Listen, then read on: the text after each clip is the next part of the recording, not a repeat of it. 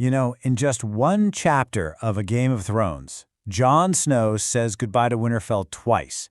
And these two goodbyes, they couldn't be more different. It's like one of ice and one of fire. And together, they tell us pretty much everything we need to know about who he is, where he stands, and they really set the stage for two of the most incredible character journeys in the whole series. And it all begins with the weight of his own words. You can just feel it right there in what he says to his brother Robb. Leaving is harder than he thought. I mean, this is the only home he has ever known, and he's trading it for the harsh, brutal life of the Night's Watch. But it's not just about leaving the castle walls behind. It's about leaving the people. And for Jon, well, that's a very, very mixed bag, starting with what has to be the coldest farewell of all time. So Jon's first stop on his farewell tour is the hardest. He feels like he has to see his half-brother Bran, who's still in a coma after that terrible fall. But here's the thing, to get to Bran, he has to get past Bran's mother, Catelyn Stark. And she is a woman who has never, not for 1 second, bothered to hide how much she resents him. So while the courtyard outside is just buzzing with chaos and preparations, inside Bran's room, it's just this heavy, oppressive silence. The air is filled with it. You can almost feel Jon's anxiety as he's just standing there at the door, trying to brace himself for what's waiting on the other side. Wow, that's not a greeting, is it? It's a straight-up accusation. Catelyn's first words to him aren't filled with grief or sorrow. They're just flat, empty.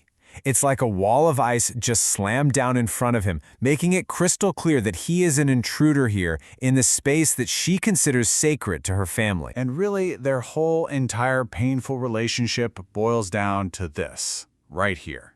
For Catelyn, Jon is a you, an outsider who will never, ever belong to the we of her family. But for Jon, it's so much simpler. It's just a fact. He's my brother. He's claiming his family, even as she's trying to cut him out of it. And just when you think for a split second that she might actually show a glimmer of humanity, she hits him with this, an absolutely devastating curse. Out of her own grief, she literally wishes death on him. It is the ultimate rejection. It's a poisoned goodbye that is going to follow Jon for the rest of his journey. Okay, so from that deep freeze of rejection, we pivot. Hard. We go to a moment that is all warmth and secrets and genuine connection. Jon's second farewell isn't with the bitter guardian, but with the one person in Winterfell who really, truly gets him, his little sister, Arya. I mean, talk about a contrast. Catelyn's first words were a challenge. What are you doing here? Arya's are pure relief. I was afraid you were gone. Where Catelyn shoved him away, Arya immediately pulls him closer. Her fear of him leaving just shows you how deep their bond already is. Right from the jump, these two are in it together. Now think about the gift he gives her. He doesn't bring her a doll or some needlepoint kit. No, he gives her a sword. A gift that says, I see you, the real you. It's a Braavosi-style blade made by the castle smith to be light and quick, just like her. This gift isn't about who people want her to be, it's about who she is. And you just gotta love the advice that comes with it. Right in the middle of all this emotional upheaval, Jon gives her this perfectly straightforward, kind of funny first lesson. It shows he cares, for sure, but it also shows the playful, easy friendship they have. It's just a pure moment of sibling love, no strings attached. And right here, this is where the gift becomes something more. It becomes a pact, a secret. By sharing this, they're basically cementing their alliance. They are the two Stark kids who just don't quite fit the mold, the ones who value swords more than sewing and honor more than status. They say it at the same time, and it is the perfect punchline. Because Sansa, she represents that proper, conventional world that neither Jon nor Arya feels a part of. So this little secret isn't just a joke between them, it's a playful conspiracy that officially seals their bond as the family misfits. And here's the final perfect touch. Every great sword needs a name, right? Like their father's huge Valyrian steel sword, Ice.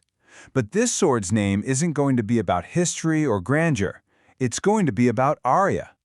So Jon's question is like a little challenge, a secret handshake. And of course, she knows the answer instantly. Of course it's Needle. It's so brilliant. It's this witty, defiant little jab at the needlework she hates so much. She's taking this symbol of what she's supposed to be doing and turning it into a tool of her own rebellion. It's thin, it's sharp, it's perfect for her. That one name just says it all. So, what's the big takeaway here? What do these two goodbyes, happening just moments apart, really tell us? Well, when you put them side by side, you get this incredibly clear picture, not just of Jon's identity, but of the two very, very different roads that are stretching out in front of him and Arya. I mean, look at this. The contrast is just everything. From Catelyn, what does he get? Cold, hard resentment. He's defined as the bastard, the outsider, and his parting gift? A curse. That sets him on a path of rejection.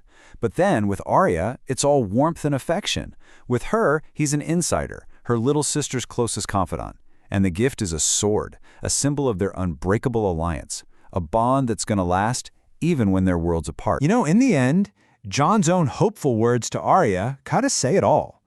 In just a few minutes, he gets cursed by one family member and then forms this secret pact with another. He leaves Winterfell carrying both the fresh sting of hatred and the warm memory of shared laughter. These two goodbyes really give him two different families, the one he was born into but can never fully join, and the one he chose. And the question that just hangs over his entire story is, which one is going to matter more in the end?